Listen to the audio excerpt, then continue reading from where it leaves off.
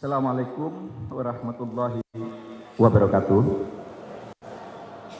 Saudara Rektor Universitas Bung Karno, Bapak Dr. Didik Suharyanto, SHMH, kemudian Bapak M. Marhendra Putra, SHMH, Ketua Umum Yayasan Pendidikan Soekarno, juga Ketua Dewan Pembina Yayasan Pendidikan Soekarno, Bapak Romi Soekarno. Ada juga di sini Ketua Penasehat Yayasan Pendidikan Soekarno, Pak Eros Jarot. Bapak Dr. Ahmad Basarah, Wakil Ketua MPR RI. Ada beberapa anggota DPR RI yang ikut hadir sini, Pak Putra Nababan dan Mbak Putih Soekarno Putri. Ada juga mantan anggota DPR MPR Pak Erwin Muslimin.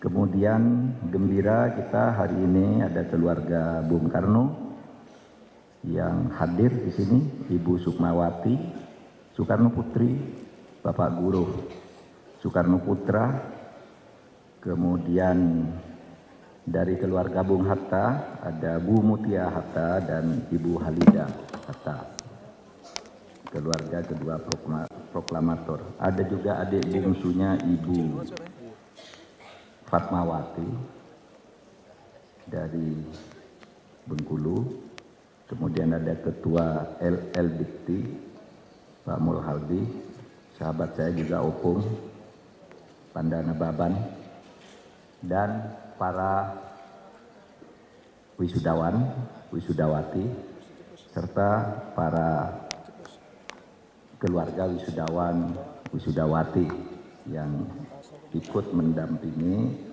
pada hari ini.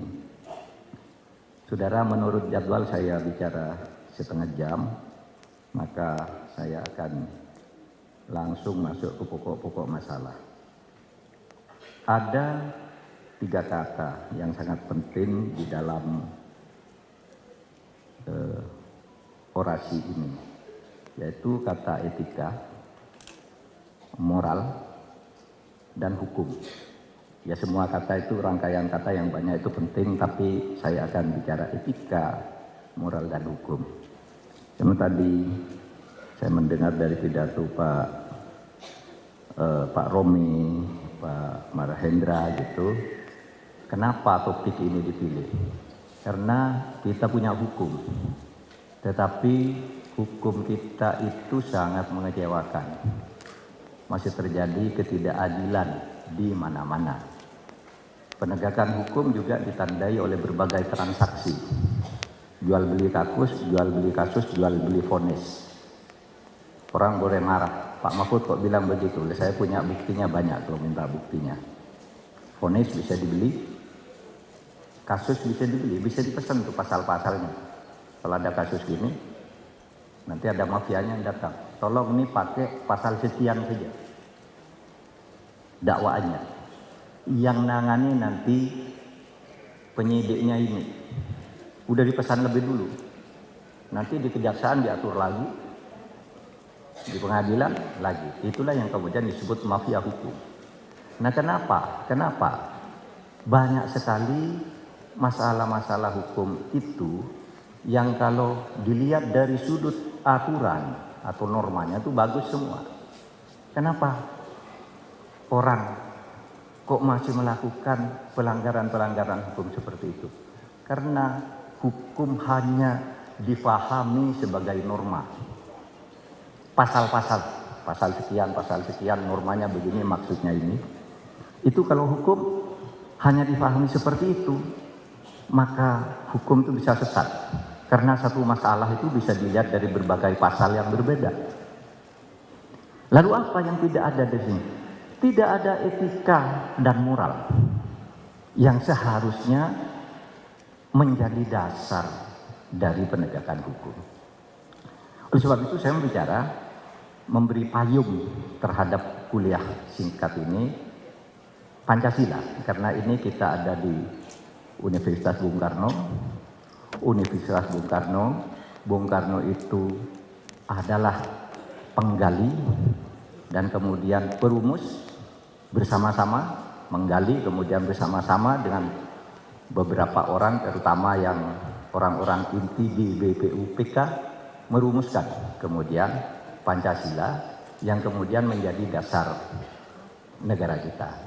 Ada yang menyebutnya dasar negara. Apa sih Pancasila itu? Banyak sebutannya. Sebutannya itu satu, Pancasila itu ideologi. Ada yang bilang Pancasila itu dasar negara. Ada yang bilang pandangan hidup bangsa. Ada yang bilang filsafat kehidupan bangsa. Ada yang bilang modus vivendi bangsa. Apa? Tempat berangkat dan tujuan bangsa. Banyak sekali sebutannya Pancasila. Banyaknya sebutan ini karena di dalam Pancasila itu bangsa dan negara. Nah, ketika Pancasila itu disebut sebagai dasar negara, ketika Pancasila itu disebut dasar negara, maka yang lahir adalah aturan hukum. Ya. Pancasila sebagai dasar negara itu yang lahir adalah aturan hukum. Tapi kalau Pancasila selain dasar negara, itu tadi Pancasila pandangan hidup, Pancasila filsafat, Pancasila pedoman kebersamaan, Pancasila kesepakatan, itu yang lahir etika, bukan hukum.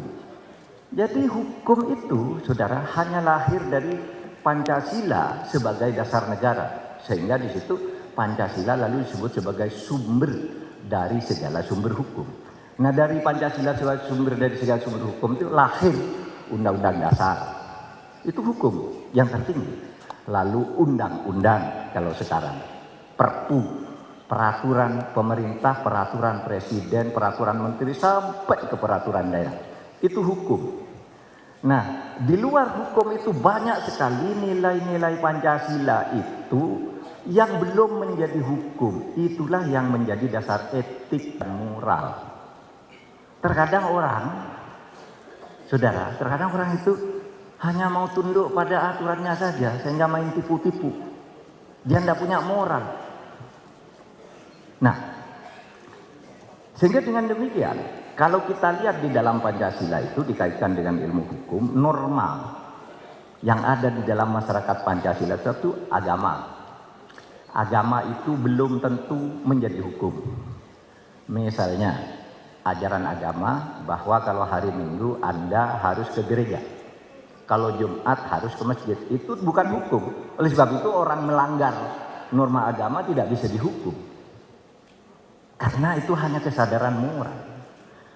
Kesusilaan. Kesopanan. Nah, seleksi atas beberapa nilai agama, kesusilaan, dan moral yang kemudian disepakati oleh lembaga legislatif atau lembaga pembuat hukum, itulah yang kemudian menjadi hukum. Jadi aturan hidup di dalam kita berbangsa dan bernegara itu banyak sekali. Hukum itu hanya satu aspek saja dari berbagai norma yang hidup dalam masyarakat. Cilakanya banyak orang melanggar norma agama, norma kesusilaan, norma kesopanan, itu tenang-tenang saja karena tidak ada aparat negara yang bisa menghukum dia. Misalnya saudara Islam tapi tidak puasa, itu melanggar norma agama tuh. Tapi tidak ada hukuman bagi orang tidak puasa, karena itu belum menjadi hukum.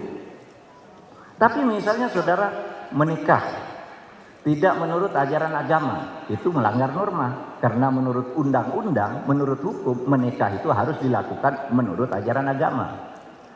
Saudara tidak bayar zakat, itu hukum Islam. Tapi di Indonesia tidak bayar zakat, tidak apa-apa. Hukum di Indonesia itu adalah pajak. Saudara tidak zakat, apa? Tapi saudara tidak bayar pajak, dicari. Bahkan tidak punya utang pajak pun dicari salahnya seakan-akan punya utang pajak gitu. Karena pajak itu hukum. Nah, saudara sekalian, dengan demikian, hukum adalah legalisasi dari norma yang sudah disepakati. Sehingga norma agama.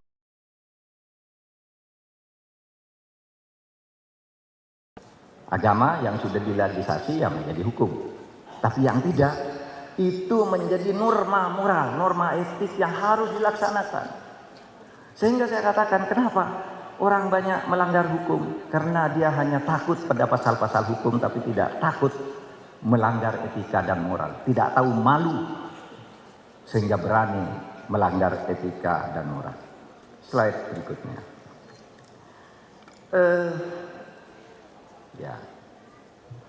Apa bedanya? Kita urai dulu sedikit sebelum masuk ke konteks Indonesia. Saya tadi nanti mau bicara tentang hukum tentang etika.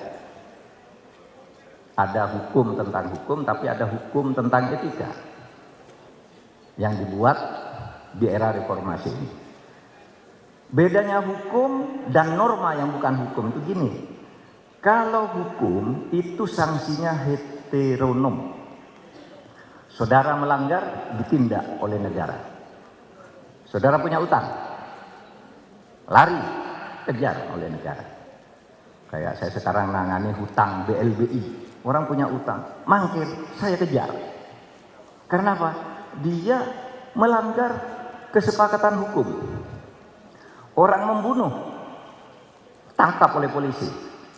Sedangkan norma non-hukum itu sanksinya otonom.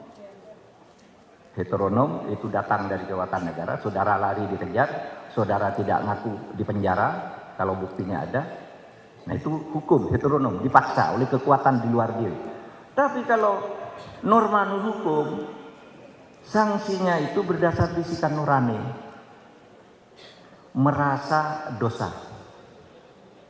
Misalnya Mas Eros ngomong ke saya percaya betul, padahal dia bohong. Tidak ada hukumnya nangkap dia. Tapi pasti dia sudah pulang, aduh, nyesel aku tadi bohongi Mas Mahfud, gitu ya. Nyesel aku tadi. Itu nurani. Kalau pelanggaran norma itu semakin besar, semakin besar juga rasa penyesalannya. Misalnya, nih, membunuh orang, tidak ketahuan. Hukum tidak bisa bekerja, tidak ada buktinya. Membunuh orang. Apa? Meskipun dia tidak dikejar secara heteronom. Seseorang tidak secara heteronom. Hidupnya diliputi oleh rasa takut. Menyesal. Takut dosa. Takut mendapat karma. Nih, kalau di Jawa itu ada kearifan lokal. Karma. Karma itu hukuman di luar kekuasaan negara. Misalnya orang korupsi besar-besaran, tidak ketahuan, selamat dia. Tiba-tiba anaknya ketangkep narkoba, anaknya berantakan, tidak bisa sekolah. Ada tuh nasihat yang bagus dari seorang kepala BPKP kepada anak buahnya, kamu jangan korupsi. Kamu golongan berapa? Golongan 4A. Berapa anakmu? 3. Anakmu sekolah di mana? Sekolah di luar negeri. Tidak korupsi, gajinya kecil tapi dapat beasiswa. Itu namanya balasan dari Tuhan bagi orang yang taat pada norma. Sebaliknya ada orang yang kekayaannya banyak, jabatannya tinggi. Misalnya anaknya ketangkep ngerampok, padahal sudah kaya-kaya. Anaknya terjerat mafia perdagangan orang, sekolah juga enggak. Nah ini biaya banyak untuk sekolah, malah jadi orang rusak. Yang ini orang baik-baik, gajinya pas-pasan, tapi anaknya dapat beasiswa dari mana-mana karena dia taat pada norma non hukum selain taat pada hukum. Nah, terjadi pengucilan sosial. Orang korupsi misalnya, ini nih, orang korupsi tangkap. Tidak terbukti di pengadilan. Terus apa yang terjadi? Padahal dia korupsi. Gimana ya? Itu di sana dulu ada yang tahu loh kalau saya korupsi. Jadi dia takut, terus takut temannya yang tahu itu membongkar. Sedang baca koran di rumah, tiba-tiba ada pemadam kebakaran lewat karena sana ada kebakaran. Orang pensiunan yang dulu sewenang-wenang dan korupsinya ketakutan. lari, dikira itu pegawai KPK menangkap dia, padahal mau memadamkan kebakaran di sana. Apa itu? Hukuman yang sifatnya otonom. Ada rasa takut, ada rasa gelisah. Kalau saudara hanya tunduk pada aturan-aturan hukum. Karena gini saudara, kalau aturan hukum itu yang namanya pasal, ini ada orang ngempor emas ke sini atau ngempor barang gitu. Kalau mau menurut undang-undang kepabeanan kamu bayar sekian. Tapi kalau kamu pakai undang-undang lain bayarnya sekian.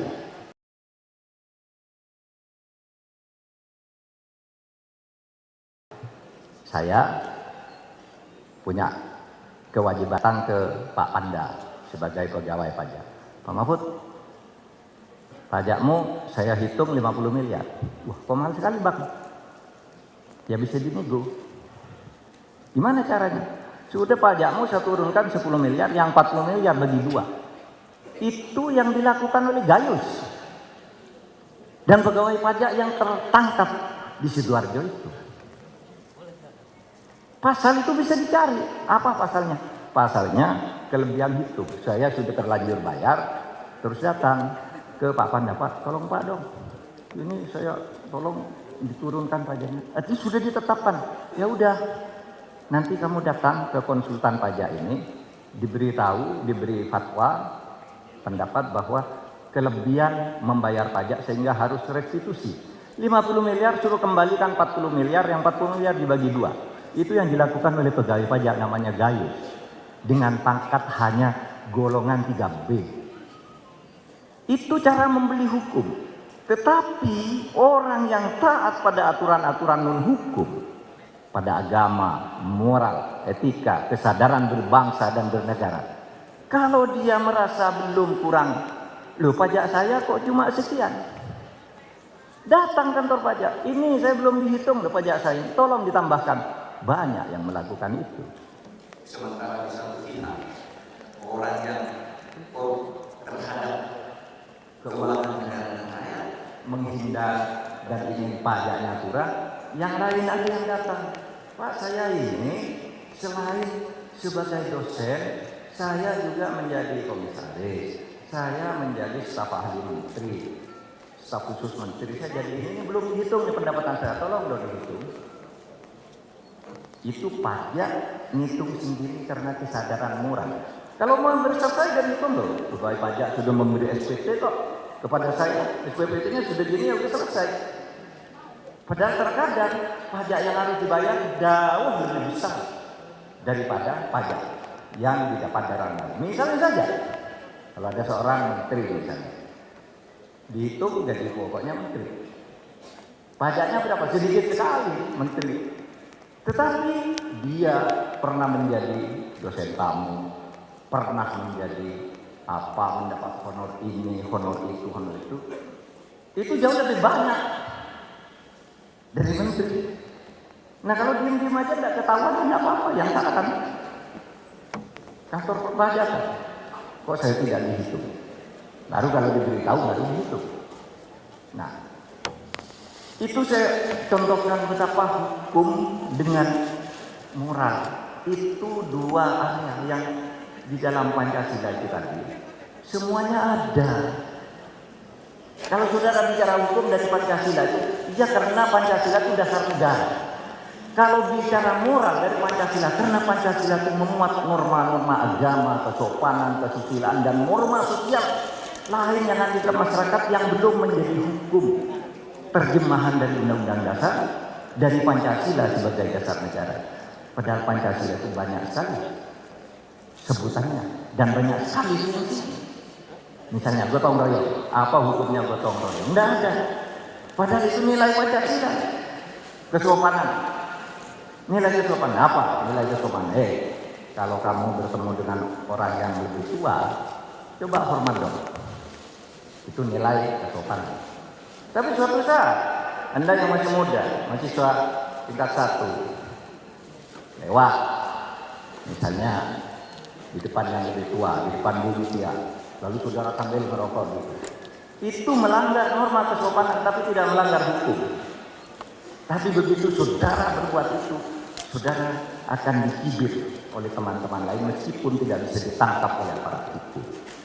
Nah, saudara, saya ingin menekankan, mari kalau kita ingin menjadi bangsa yang baik, ikuti Pancasila itu dari sisi-sisi selain hukumnya. Ya, nafas Pancasila itu yang lebih banyak ada di luar hukum. Kalau saudara cuma takut pada hukum, saudara bisa menipu dengan hukum, bisa berdagang dengan hukum, bisa kaya raya secara tidak sah dengan hukum. Nah, halaman berikut. Halaman berikut.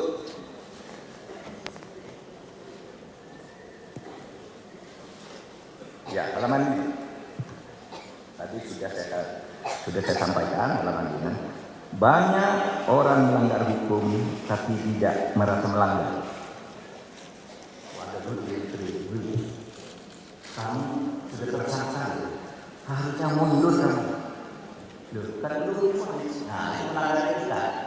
Bukan melanggar itu, melanggar kita. Kalau difonis sama punya aturan hukum tetap bisa. Tapi kita punya moral. Lalu begitu tersangka kamu ini, masyarakat berpikir, masyarakat tidak percaya, kita mundur. Nah, karena saya belum difonis oleh pengadilan, sehingga mengabaikan norma-norma yang hukum. Sudah banyak orang melanggar hukum tapi bersembunyi di balik norma hukum. Misalnya, belum diputuskan di pengadilan, jangan dilakukan, ini hak saya. Tidak tahu mana. Ada yang bilang, karena tidak sesuatu tidak salah.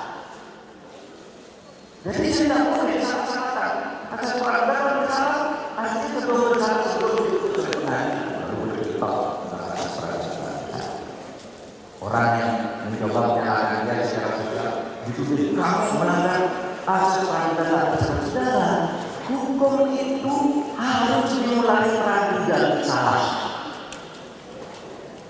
Hukum itu harus dimulai praduga bersalah. Misalnya ada barang ketika itu jatuh yang menyuruh ini si Andi, kenapa? Tadi barangnya ada dijual lewat dan itu sudah diduga. Dan diduga lalu disangka. Sesudah disangka lalu didakwa. Sesudah didakwa dituduh, sesudah dituduh difonis.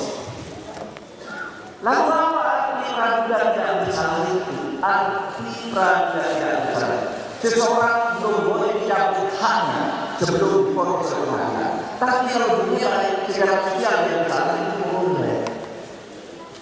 Misalnya ada orang sekarang yang punya masalah di pengadilan dan ditahan, lalu atas nama asas praduga tak bersalah itu tidak boleh membahas, boleh. Karena asas praduga tak bersalah artinya haknya belum diambil. Misalnya dituduh merampas rumah, dibawa pengadilan ditahan, rumah itu maksudnya dia sebelum dia difonis. Itu namanya asas praduga tak bersalah. Bukan dia kita beli, bukan dia kita betul yang merampas rumah itu pernah dulu yang punya saya tahu kok tiba-tiba dia itu kan bersalah, orang sudah menduga bersalah. Resminya hukum itu resminya hukum harus memiliki dugaan bahwa orang bersalah. Hukum itu harus mulai dari dia. Ketika terjadi sekolah di Palas kemarin itu dengan jatuh kok bisa ini berubah. Padahal yang punya hanya dia saya kok situasi berubah dia patut diduga. Itu asasnya sudah bisa. Orang mengatakan wah dilarang oleh agama, orang yang merasa kabur itu kata siapa dilarang. Kalau dalilnya itu bunyinya, hai orang-orang yang beriman, fajitan itu kathirun minadh-dhon inna ba'dadh-dhon su. Ini dari perhatian saya. Hai orang beriman, kamu jangan suka berprasangka karena sebagian dari berprasangka itu dosa. Artinya kalau dibalik sebagian lainnya berprasangka Karena di dalam dalil itu sebagian dari perasaan kalian itu dosa. Lalu orang mengatakan perasaan baru itu dosa. Enggak, kalau kita punya indikasi, bukan sebagai perasaan. Demi tegaknya hukum. Itu. Jangan dibodoh-bodohin merasa orang juga tak bersalah. Misalnya kalau sekarang kalau kita melihat seorang pejabat, menteri lah, ketua KPK, menteri yang sekarang dari kita. Apakah itu tidak boleh menduga bahwa boleh? Justru karena dia juga kesalahan kita. Nah, nanti kesalahannya sudah ponis berapa tahun enggak? Ikhlas. Nah, terkadang anak-anak hukum kadang-kadang pengertian yang elemen seperti ini lepas. Faham antara norma hukum dan norma non-hukum itu tidak jangan dimakan. Sehingga nanti terjadi kalau itu sampai hukum tidak ada kerjaan, cari uang tidak dapat orang itu kalau mertua anak masuk, lalu pengacara mereka mantunya juga suami bukan mertua, rumahnya sudah punya ini sudah waris. Padahal itu pun hidup dengan anak di rumah yang tidak dipersoalkan karena pengacara muda masuk ke situ dibujuk suami itu berusaha kamu sudah punya hak atas rumah ini bersama suami biar ibumu pergi ke tempat lain karena warisan bapak ibumu hanya dapat sebagian. Itu orang yang menggunakan pasal-pasal melanggar norma, melanggar moral. Nah, yang berbeda dengan orang banyak melanggar moral, tapi bisa tidak bisa. Itu sebabnya pada halaman berikutnya saya tidak lama mbak, saya hanya 7 halaman. Berikutnya halaman ini. Nah, respons negara. Respon negara kenapa orang suka melanggar moral, melanggar etik? Nah, karena apa? Hukum di bawahnya hukum diletakkan di bawah dia. Maka itu ketika kita berreformasi, berharapnya Mas Pandai, kita itu kan berjalan reformasi semuanya yang baik. Pemerintah mengeluarkan ketetapan 3 tahun sebenarnya, yaitu ketetapan MPR nomor 6 tahun 2001 tentang etika kehidupan bangsa. Ini berlaku sampai sekarang. Ini dinyatakan tak yang masih berlaku selama belum ada undang-undang khusus. Jadi itu tak. Apa dalam etika kehidupan berbangsa kita katakan pejabat publik yang kebijakannya mendapat sorotan negatif dari masyarakat harus mau mengundurkan diri meskipun belum ada putusan pengadilan. Bahasa kebanyakan pakai pejabat ini. Kalau ada kebijakannya oleh masyarakat disoroti sama, melanggar norma meskipun pengadilan belum mampu menetapkan karena alat bukti belum cukup, tapi ada yang sudah disorot karena gejala-gejala lain dengan masyarakat, maka Anda harus mundur. Betul-betul jangan begitu, tidak menurut belum ada putusan pengadilan, karena ada sasaran negara. Maka karena orang selalu berlindung di bawah sasaran negara bersama, berlindung di bawah putusan yang inkrah itu mana sering orang lalu melanggar sehingga kita pada tahun 2001 menyatakan pejabat mundur. Kalau kebijakannya mendapat sorotan publik menimbulkan kontroversi mundur, tidak usah kita. Ini mau kebijakan kita apa lagi mundur.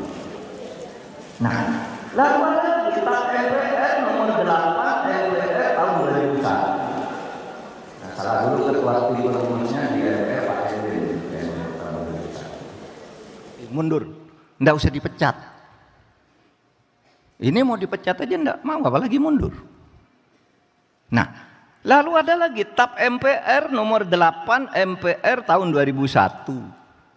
Nah, salah dulu ketua tim perumusnya di MPR Pak Erwin tuh di MPR tahun 2001. Ketika dia MPR. Tentang apa ini? Tentang rekomendasi arah kebijakan pemberantasan dan pencegahan KKN. Apa isinya? Pegawai negeri sipil yang terlibat kasus hukum bisa diberhentikan. Tergantung tingkat kasusnya. Bisa diberhentikan meskipun belum diadili. Coba pejabat sudah diatur, pegawai negeri sudah diatur. Etika nih. Kalau hukum kan udah banyak tuh, undang-undang apa saja sudah ada hukum. Ada kepres, ada perpres, sampai ke bawah, hukum. Tapi yang begini, kan etika. Anda belum bersalah, mundur dong. Menimbulkan keributan aja, melanggar etik. Nah, saudara sekalian, berikutnya halaman terakhir. Nah ini, saudara, saya ingin mengatakan ini, terakhir nih, dengan uraiannya 1 lembar lagi. Tapi inti kalimatnya ini, kedepannya kita perlu penegakan etika dan norma yang lain melalui pendidikan moral Pancasila. Karena Pancasila tadi kan ada moral, agama, ada Pancasila, lalu di sampingnya ada hukum sedikit. Yang lebih banyak itu kan nilai-nilai yang hidup di masyarakat. Nah, kita harus tegakkan tuh norma etika, norma moral, norma kesadaran beragama, itu tegakkan. Ya, baik secara resmi melalui kurikulum seperti pendidikan moral Pancasila atau apapun namanya. Itu apa? Dalam rangka karakter building. Contoh halaman terakhir nih. Berikutnya yang contoh lagi etik. Nah, saudara nih, kalau saya ini penutup karena ini kuliah di Universitas Bung Karno. Di Indonesia ini ada satu konsep hukum progresif. Hukum progresif. Keadilan substantif. Itu ada sekarang di Fakultas Hukum, berkembang. Apa hukum progresif itu? Hukum progresif adalah hukum yang dilaksanakan untuk menjadikan manusia sebagai subjek utama. Sehingga pasal-pasal hukum itu kalau tidak memberi kebaikan harus ditinggalkan. Itu hukum progresif di Undip. Begini, hakim tuh harus berani. Kalau undang-undangnya salah, tinggalkan undang-undang. Dulu saya yang melakukan hukum progresif di MK itu. Kalau orang ikut pemilu hanya sudah terdaftar di DPT. Kalau tidak terdaftar di DPT gimana? Karena dia bepergian. Tidak boleh, undang-undangnya begitu. Saya batalkan tuh, batal. Pakai paspor bisa, pakai KTP bisa. Itu apa? Hukum progresif. Pasalnya mengatakan gini tapi tidak adil, dibuat. Pelaksananya yang lebih adil. Itu hukum progresif namanya. Nah, orang menganggap hukum progresif itu dibangun di Undip, tempat belajarnya Pak Ahmad Basarah ini, disertasinya. Itu berkembang di sana hukum progresif namanya. Diciptakan atau dibangun oleh Sacipto Raharjo yang mengatakan inti hukum itu adalah kemanusiaan. Oleh sebab itu peraturan-peraturan yang tidak berkemanusiaan harus ditinggalkan meskipun dia resmi berlaku. Itu Sacipto Raharjo. Orang mengatakan Sacipto, sesudah saya pelajari buku sidang-sidang BPUPK, Dokuritsu Sunbico Sakai, dan PPK, Panitia Persiapan Kemerdekaan tahun 45 itu, saya menemukan pidato Bung Karno tanggal 10 Juli. Tanggal 10 Juli tahun 1945.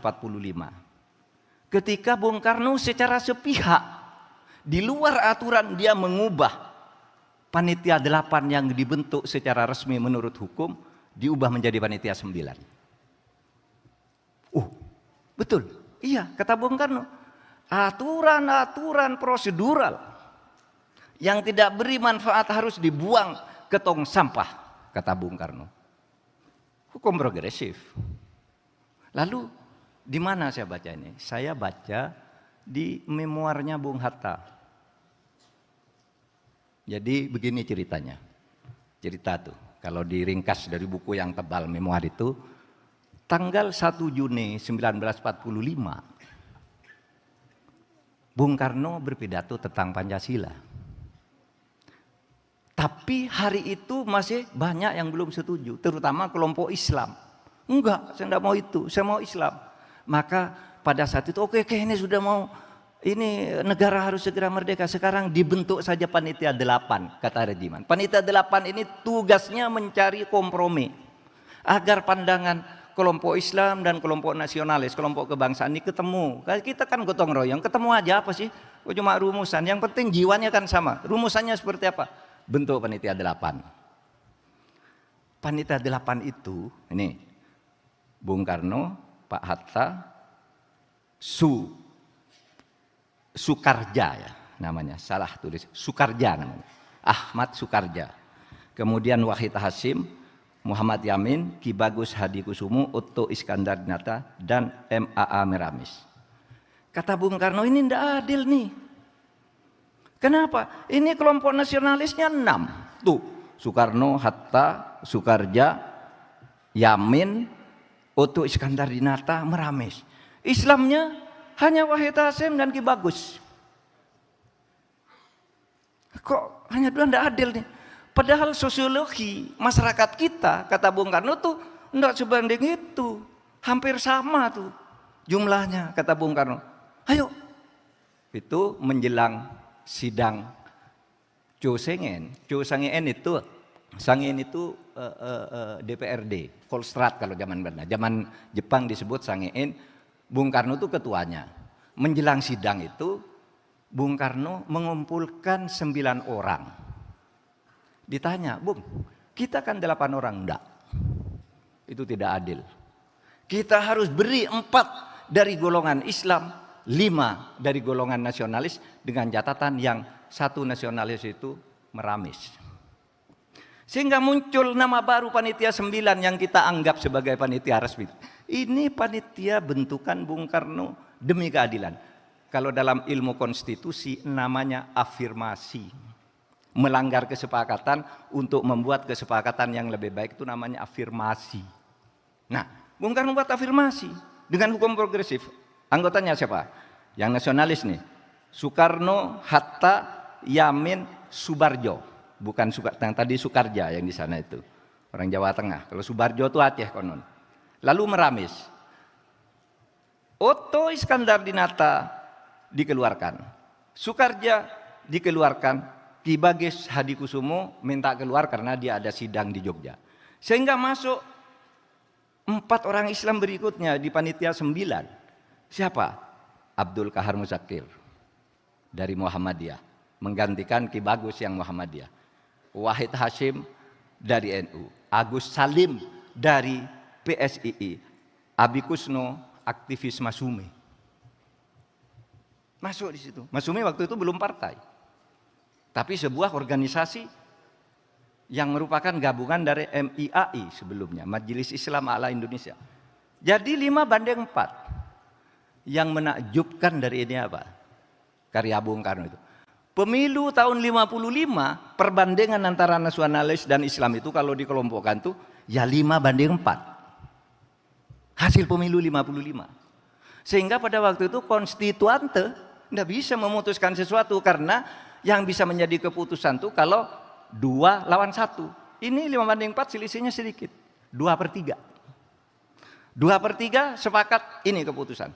Pada waktu itu sidangnya 3,5 tahun tidak berlangsung karena rumus Bung Karno itu berlaku 5-4. Nggak bisa menang-menangan.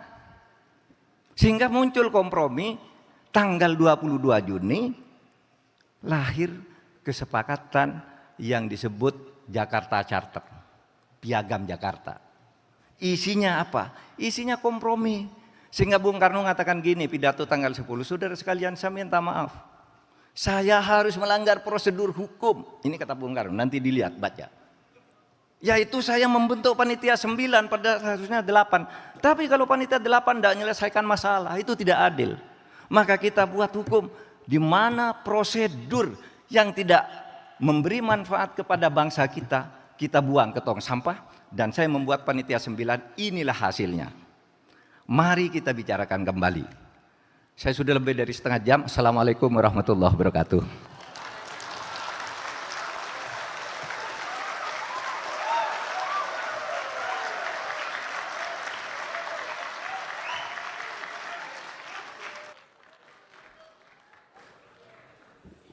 Terima kasih kepada Profesor